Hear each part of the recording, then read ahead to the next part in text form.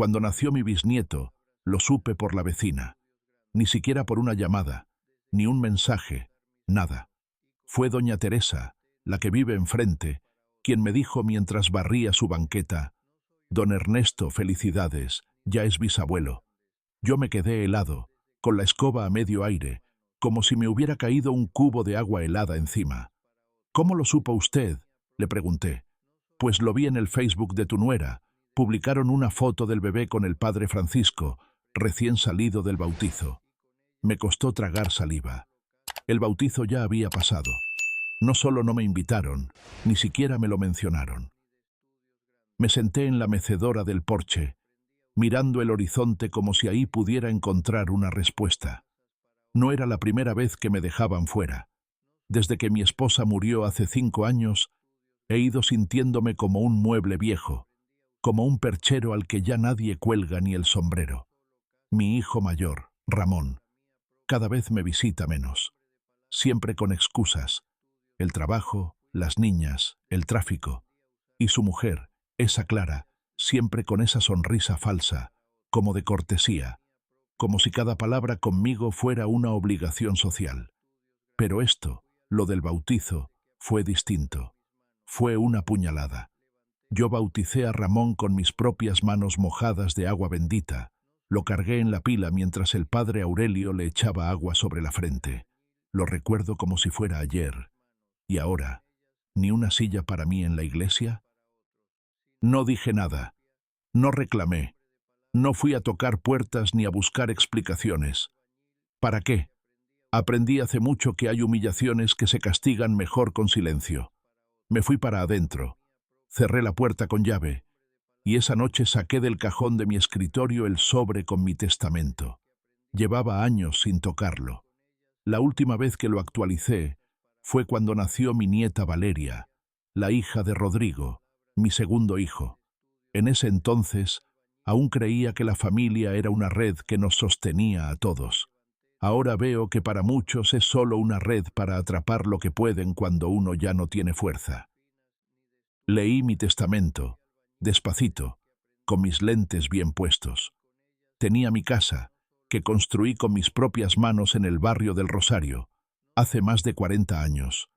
Tenía unos terrenos en Tepatitlán, que heredé de mi padre, y unos ahorros que, aunque modestos, podrían ayudar a cualquiera de mis hijos o nietos a empezar un negocio o salir de un apuro. Todo estaba repartido equitativamente entre Ramón, Rodrigo y Sofía, mi hija menor.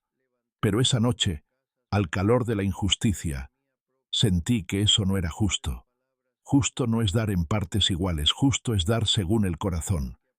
¿Y quién había estado ahí conmigo en los últimos años?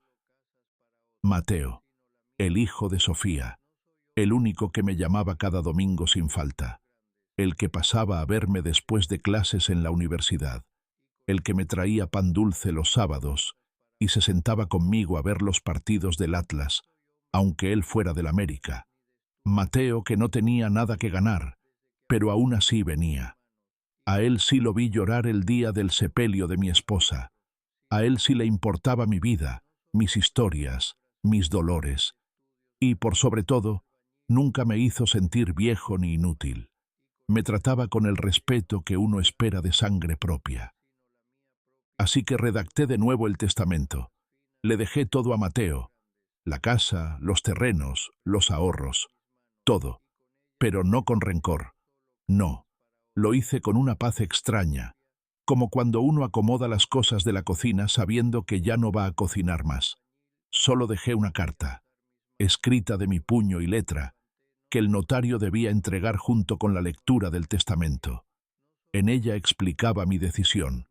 No insultaba a nadie, no reclamaba nada, solo decía la verdad, que me dolió quedarme fuera del bautizo, que me dolió más aún que nadie pensara en mí, y que mi herencia no era un premio ni un castigo, sino un acto de amor hacia quien sí estuvo.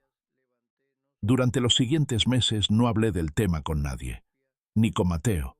Él venía como siempre, con su sonrisa de muchacho bueno y su alma grande. Me hablaba de sus estudios, de su novia Clara, no la misma Clara, gracias a Dios, de sus planes de abrir una cafetería con libros usados. Yo lo escuchaba y me sentía orgulloso, no por lo que tenía o iba a tener, sino por lo que era, porque, al final, uno no necesita miles de hijos para sentirse querido.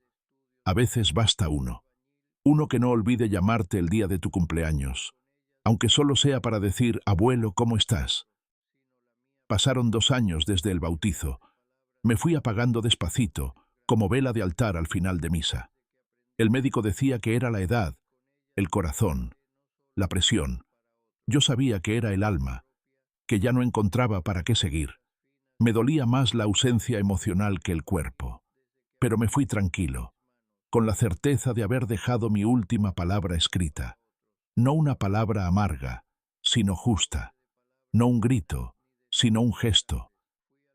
Y entonces, cuando el notario convocó a todos en su oficina, la familia entera fue. Incluso Sofía, que vivía en Veracruz, se presentó con cara de curiosidad. Ramón y su esposa llegaron con trajes negros, como si fueran al entierro de una fortuna. Rodrigo llevaba una libreta, siempre el más organizado, como si esperara hacer cuentas. Pero fue Mateo el que llegó con lágrimas en los ojos y una foto mía en la cartera. Cuando el notario leyó mi carta, el silencio fue absoluto. Solo se oía el zumbido del ventilador viejo en la esquina de la oficina. Y cuando pronunció el nombre de Mateo como único heredero, las caras se transformaron. Ramón palideció. Clara apretó los labios. Rodrigo soltó un «¿qué?» apenas audible. Sofía, bendita sea, solo bajó la mirada. Y Mateo lloró. Lloró como si yo estuviera ahí, viéndolo. Y yo, de algún modo, lo estaba. Porque no se trataba del dinero, ni de las tierras, ni de la casa. Se trataba de decirle al mundo, aunque fuera desde el más allá: vi quien me quiso, vi quien me cuidó, vi quien no me olvidó. Y eso, querido lector, vale más que cualquier propiedad. Porque hay familias que se rompen por herencias, pero hay herencias que curan lo que la familia rompió. ¿Y vos qué harías si te dejaran fuera de tu propia historia? Ramón fue el primero en hablar, o más bien en explotar. Su voz retumbó en aquella sala del notario como un trueno mal contenido. «Esto es una injusticia, un error. Papá jamás habría hecho esto», gritaba con los puños cerrados, con los ojos inyectados de rabia. Clara, a su lado, trataba de calmarlo, pero todos sabíamos que en realidad estaba igual de furiosa, solo que más callada, más fría. Rodrigo, por su parte, se quedó callado, mordiéndose los labios, como si hiciera cálculos mentales que ya no servían de nada. Sofía se limitó a ponerle una mano en el hombro a Mateo. No dijo nada, pero su gesto fue claro. Lo aceptaba. Y Mateo no decía una sola palabra. Sus ojos estaban clavados en el sobre que tenía entre las manos, el sobre con mi carta. No lo abrió ahí. Esperó a estar solo, a poder leerla con calma, sin miradas, sin gritos. Yo lo sabía, porque lo conocía. Siempre fue así, sereno, respetuoso, el alma templada como cuchillo de buen acero. En mi carta le decía lo que jamás me atreví a decirle en vida, que me había salvado del olvido, que gracias a él, mi vejez no fue una tumba lenta, sino una espera digna, que un solo nieto presente vale más que 1000 hijos ausentes. Ese día, la familia se rompió. No voy a mentir. Salieron palabras duras, reproches que estaban escondidos desde hacía años. Ramón amenazó con impugnar el testamento. Rodrigo se fue sin despedirse. Clara, con los ojos helados, le dijo a Mateo que disfrutara lo que no le correspondía. Pero yo no estaba ahí para ver sus caras. Ya no me tocaba poner la otra mejilla. Yo había dado todo de mí cuando tuve fuerza. Había perdonado cuando aún dolía. Había callado más veces de las que se deben. Esta vez no. Mateo decidió no contestarles. No respondió insultos. No devolvió ofensas. Se fue a casa, habló con su madre y luego se vino a la mía, a la que ahora era suya, Entró con pasos lentos, como si el alma le pesara más que el cuerpo. Abrió las ventanas, dejó que el aire fresco del barrio del Rosario volviera a circular entre las paredes que tantas veces vieron mis lágrimas. Y luego, como si fuera un ritual silencioso, empezó a limpiar. Quitó el polvo de los muebles, regó las macetas secas, sacó mis camisas del armario y las dobló con cuidado, como si cada prenda fuera un pedazo de mí que merecía respeto. Los vecinos lo vieron y lo aceptaron sin chismes. Doña Teresa le llevó tamales de frijol con mole como bienvenida. Don Silvestre, el panadero, le ofreció pan del día sin cobrarle la primera semana, porque el pueblo sabe, siempre ha sabido, quién es quién. Y sabían que Mateo no era un aprovechado, sino un nieto que sí había estado. El nieto que me empujaba la silla de ruedas cuando mis piernas ya no daban. El que me leía el periódico en voz alta cuando mi vista fallaba. El que, en Navidad, colgaba las luces aunque solo fuéramos él y yo. Pasaron las semanas, y poco a poco la casa se volvió a llenar de vida. Mateo convirtió mi taller en una pequeña biblioteca. Puso mis herramientas en estantes con etiquetas, como si fueran tesoros. Enmarcó una foto mía con su abuela el día de nuestra boda, y la colgó en la sala. Y cuando alguien pasaba por la calle, él salía a saludar como yo lo hacía, con una sonrisa y un «¿Cómo estás, vecino?». Porque uno hereda mucho más que paredes y terrenos. Uno hereda maneras, formas de mirar el mundo, modos de querer. No sé si los demás me perdonaron, tal vez nunca lo hagan, pero ¿qué sentido tiene el perdón cuando no hay remordimiento? Ramón jamás volvió al barrio. Rodrigo escribió una carta que Mateo nunca leyó. Sofía vino un par de veces, trajo flores a mi tumba y se quedó en silencio, sentada junto al panteón como quien habla con un fantasma que aún duele. Pero Mateo, él sí volvió cada tarde, a veces con su novia, a veces solo. Se sentaba en la mecedora del porche, con una taza de café y un libro, mirando el mismo horizonte que yo miraba cuando me sentía olvidado. Y a veces, muy de vez en cuando, le hablaba a la nada, como si me hablara a mí. «Abuelo, hoy arreglé el grifo de la cocina. Abuelo, le puse aceite a la reja, ya no rechina. Abuelo, aprendí a hacer arroz con leche como tú lo hacías». Y yo desde donde estuviera lo escuchaba. Porque aunque ya no estaba, seguía ahí. En cada ladrillo que puse con mis manos, en cada herramienta que usé, en cada lección que le di sin darme cuenta, en cada recuerdo que Mateo mantenía vivo con ternura, no por lo que le dejé, sino por lo que fuimos. Porque al final no se trata del bautizo, ni del testamento, ni siquiera de la herencia. Se trata de quién te recuerda con amor cuando ya no estás. ¿Y vos? ¿A quién vas a recordar? ¿Y quién te va a recordar a ti? Yo sé que muchos no van a entender mi decisión, que van a decir que actué por despecho, que me dejé llevar por la amargura, que uno, cuando se va, debería perdonar y repartir sin mirar atrás. Pero, ¿cómo se perdona lo que ni siquiera fue reconocido? ¿Cómo se entrega el fruto de una vida entera a quienes no se asomaron ni un día a ver si uno seguía respirando? A mí me enseñaron que el respeto no se mendiga, se gana, y el cariño, si no se cultiva, se seca como una planta olvidada en la azotea.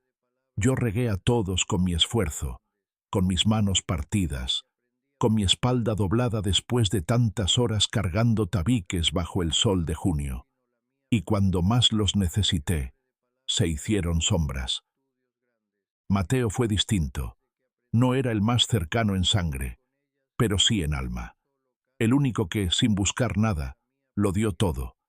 Cuando me enfermé hace unos años y no podía ni levantarme de la cama, fue él quien se quedó a mi lado toda la noche con un balde de agua fría, cambiándome los pañuelos húmedos.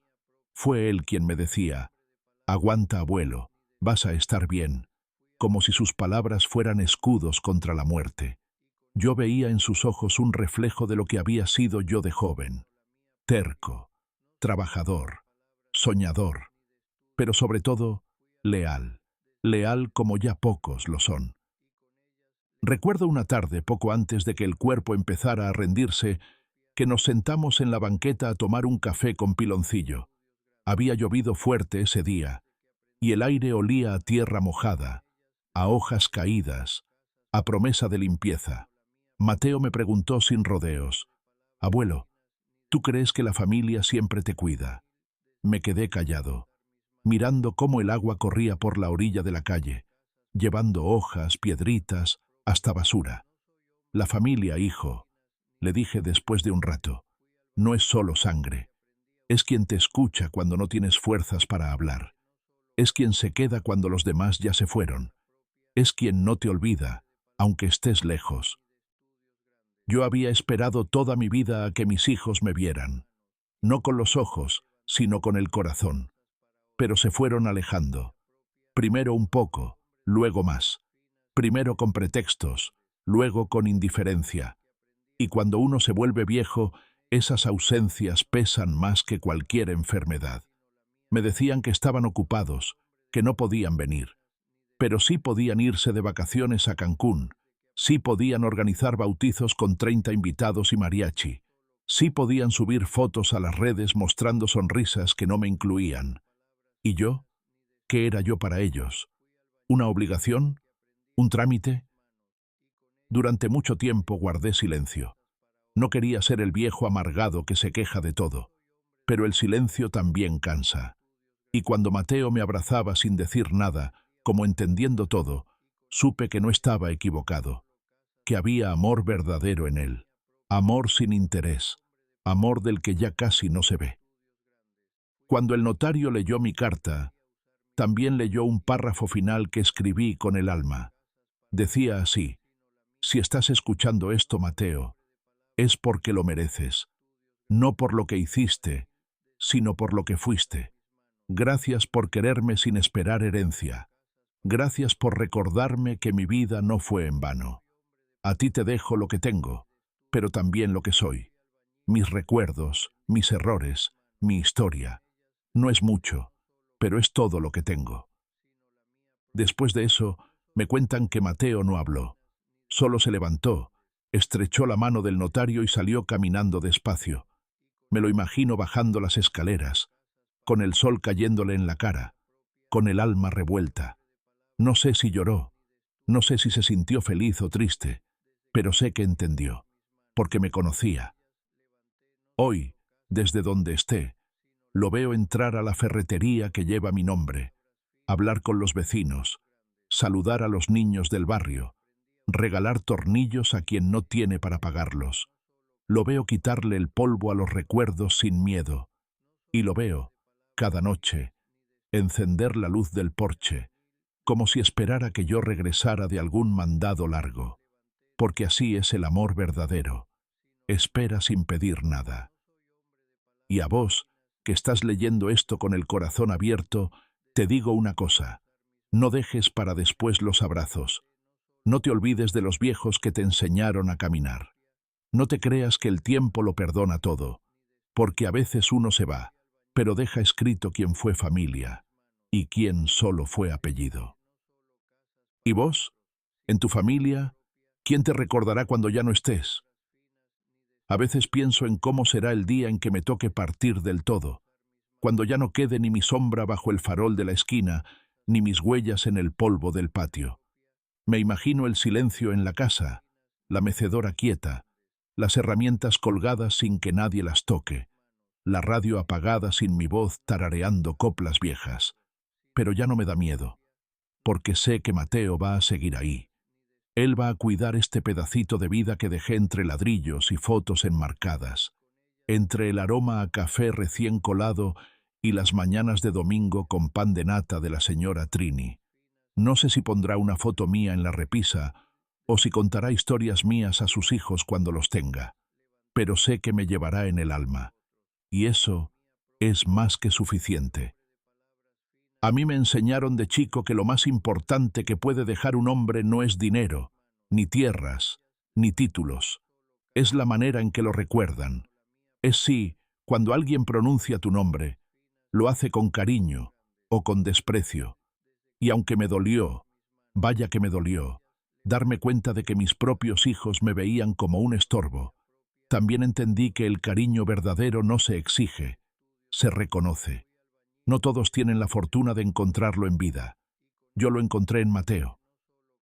Hace poco, en la fiesta de San Miguel, que aquí en el barrio seguimos celebrando como antes, con farolitos de papel, banda en la plaza y puestos de enchiladas, Mateo organizó una mesa para los vecinos mayores.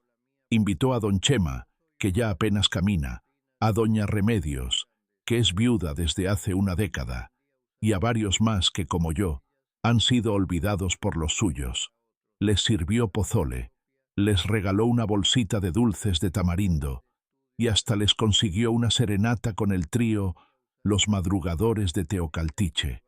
Y mientras todos aplaudían y coreaban Cucurrucucú Paloma con lágrimas en los ojos, yo me sentí vivo de nuevo, aunque solo fuera desde el recuerdo. Esa noche, ya en casa, Mateo sacó un cuaderno viejo donde yo había escrito algunas frases, pensamientos sueltos que se me venían a la cabeza en las madrugadas de insomnio. Él los fue leyendo en voz alta, con la voz entrecortada.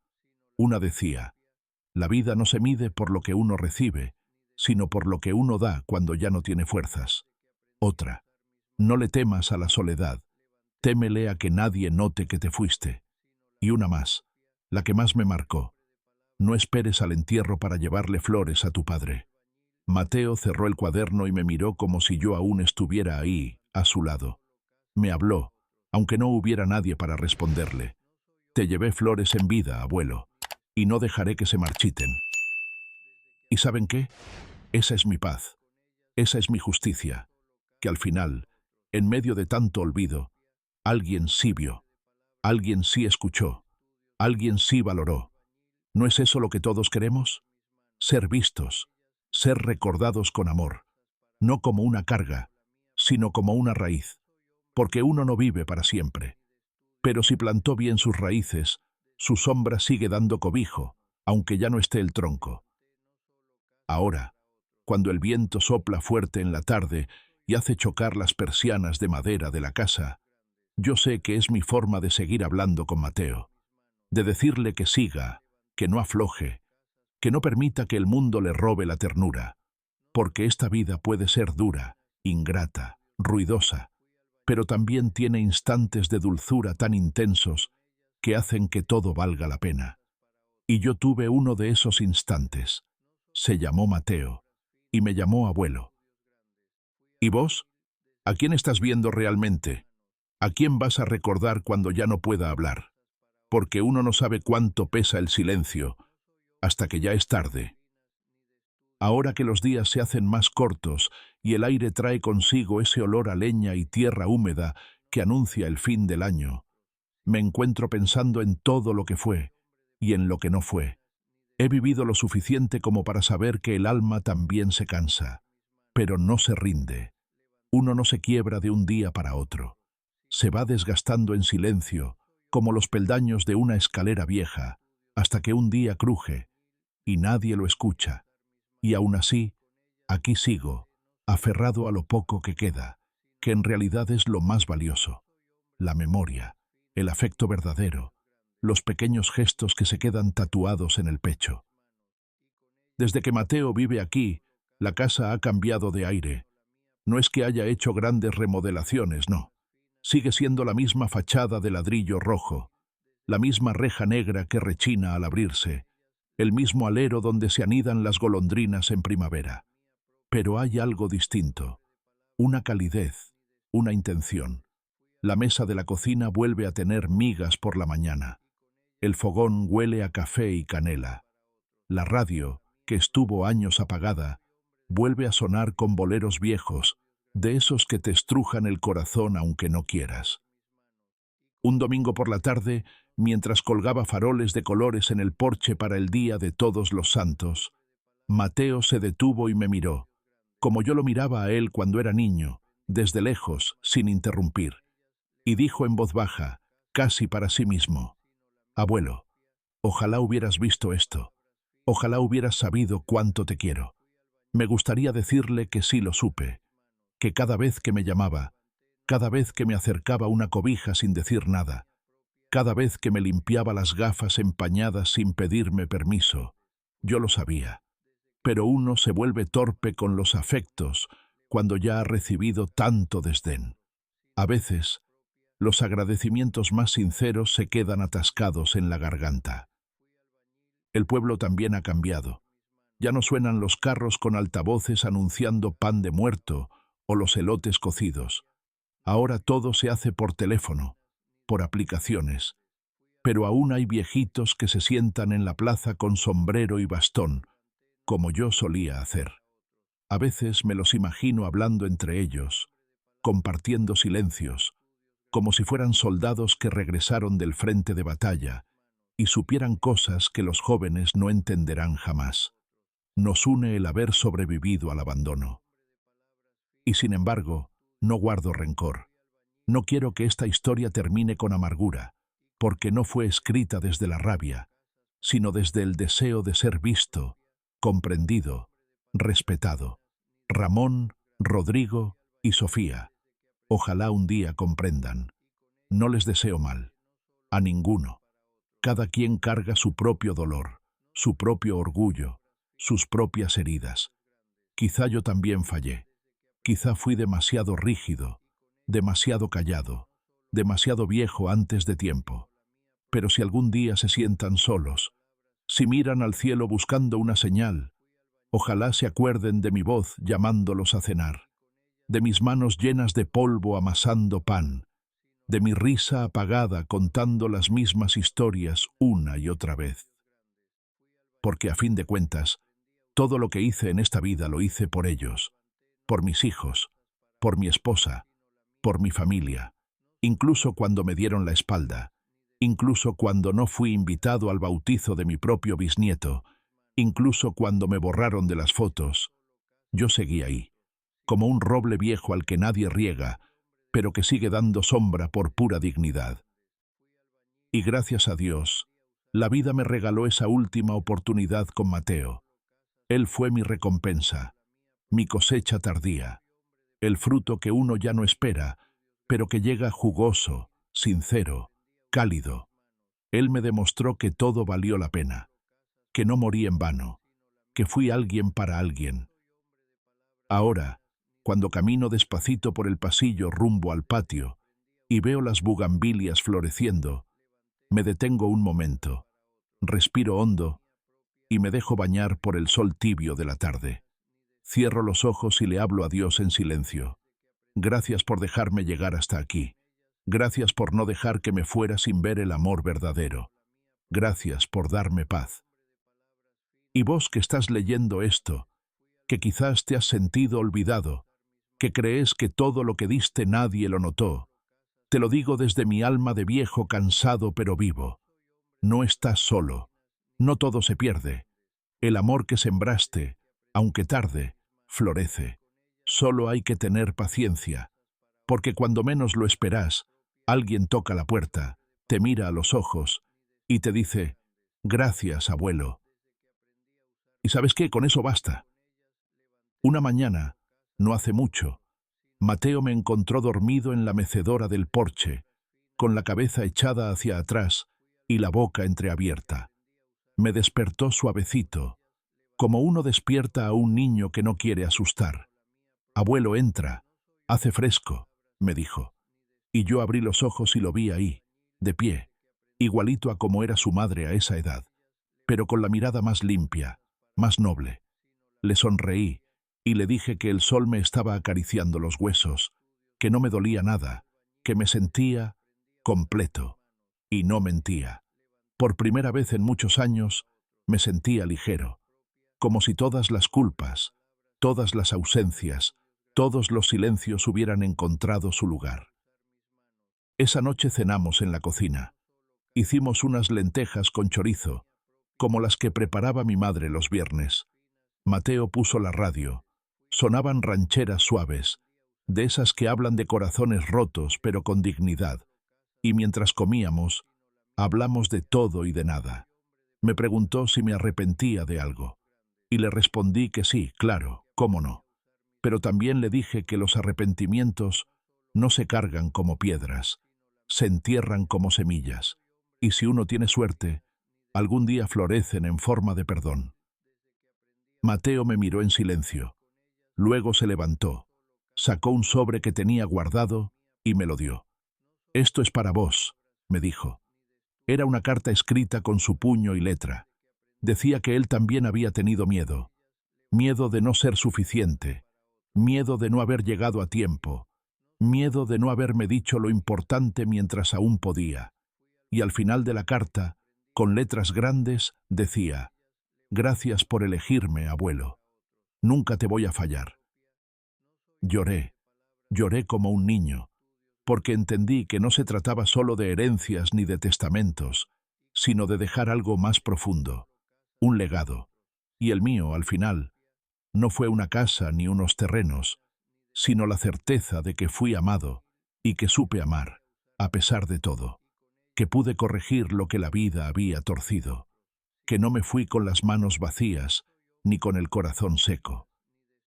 Esa misma noche escribí mis últimas palabras en un cuaderno viejo que Mateo guarda ahora en la biblioteca, y quiero compartirlas con vos, que estás del otro lado de la pantalla, tal vez con un café en la mano o con los ojos húmedos. No esperes a que el tiempo te arrastre para decir te quiero. No dejes que la costumbre apague tu gratitud. No permitas que el orgullo te robe los últimos abrazos.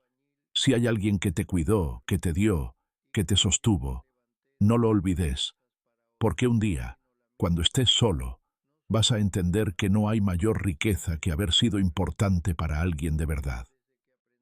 Y así, con los pies en la tierra y el alma en paz, puedo decir que esta fue mi historia, la de un abuelo sencillo, que vivió para su familia, que conoció la traición, pero también el milagro de una segunda oportunidad. Y si vos también has sentido ese peso en el pecho, ese silencio en casa, ese olvido que duele, te abrazo desde aquí, porque no estás solo, porque todos, alguna vez, fuimos ese abuelo al que no invitaron al bautizo. Gracias por acompañarme hasta el final. Y ahora, contame en los comentarios, ¿desde dónde me estás escuchando? ¿Cuál es tu historia? Dale like si esta historia tocó tu corazón, suscríbete si querés seguir escuchando relatos que nacen del alma, y compartí este video con alguien que todavía cree en las segundas oportunidades. Hasta pronto.